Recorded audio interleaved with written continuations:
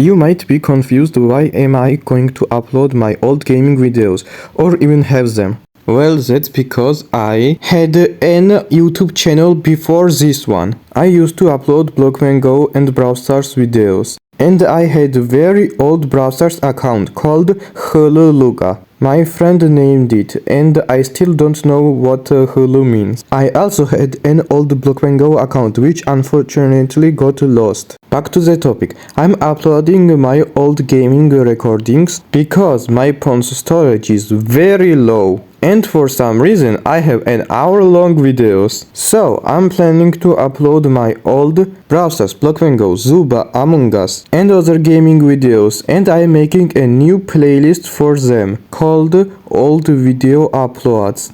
So that's it for today, and see y'all on episode 4.